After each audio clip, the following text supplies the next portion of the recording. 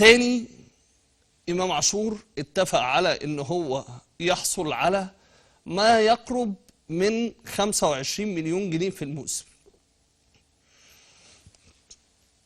ده يتم بقى، ده ما يتمش أكتر من 20 لاعب على مدار خليني أقول لك ال20 سنة اللي فاتوا وقعوا للنادي الأهلي ولم ينضموا ولم يرتدوا تيشيرت النادي الأهلي.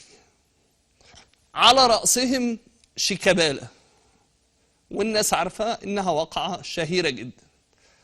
لما جه تفاوض مع المهندس عادل القيعي واتفق وتصور وكل حاجة، ثم بعد كده ما قدرش إن هو يكون موجود في النادي الأهلي. النادي الأهلي احترم رغبته و لا راحوا بقى اشتكوه ولا عملوا ولا أي حاجة. روح وارجع لوائل الأباني قول له أنت خدت 100,000 جنيه من النادي الأهلي وقت ما وقعت للنادي الأهلي وأنت موجود في الزمالك ولا لأ؟ ولما وائل الأباني كلم عادل القيعي أو كلم المسؤولين في النادي الأهلي وقتها وقال لهم أنا مش هقدر إن أنا أكون موجود في النادي الأهلي وهرجع لكم الفلوس، قالوا ما فيش أي مشكلة. فبالتالي المسؤولين في النادي الأهلي دي سياستهم المعتادة.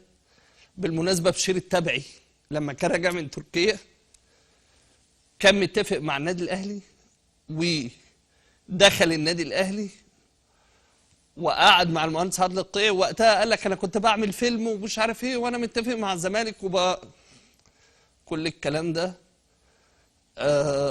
ما حصلش وقتها. واللي حصل إن برضو المسؤولين في النادي الأهلي سابوا بشير التبعي بعد ما اتفق ودخل النادي.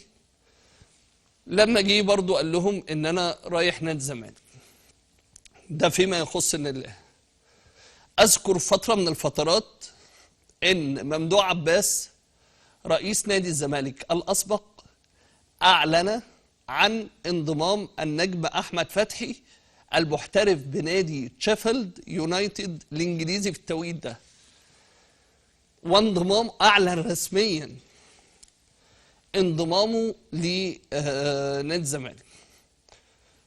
بس بعد اتفاقه وخلاص توصل لاتفاق رسمي مع نادي شيفيلد يونايتد وخلاص اتفق على كل شيء، واحمد فتحي وقتها هو اللي رفض انه ينضم لنادي الزمالك.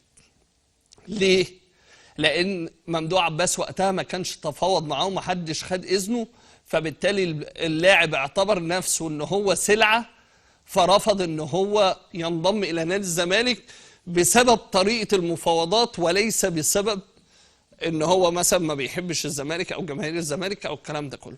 كان اعتراضا من احمد فتحي على طريقه المفاوضات وان ما حدش اخذ رايه فيها. وبالتالي انا شغلتي ان انا اقول لحضرتك الخبر وهفضل اقول لك الخبر، ومهمه المسؤول انه ينفي على فكره او اللاعب انه ينفي، ما عنديش اي مشكله.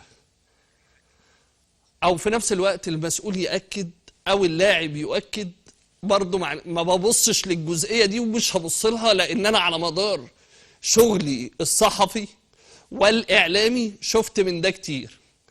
اذكر ان الكابتن معتز اينو الله يمسيه بالخير كان بيقسم لي ان هو مش هيروح النادي الاهلي، وقعد مع الكابتن محمود سعد واقسم له ان هو مستمر مع نادي الزمالك.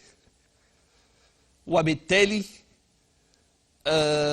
ما تمتش برضو او انتقل وقتها بعد كده معتز اينو الى النادي الاهلي. حاجه اخيره كمان، ان قبل ما يتم الاعلان عن انضمام محمود عبد المنعم كهربا الى النادي الاهلي وقت بقى انتقاله ورحيله والقصه دي كلها، كتبت خبر في المصري اليوم ان محمود عبد المنعم كهربا سينتقل الى النادي الاهلي.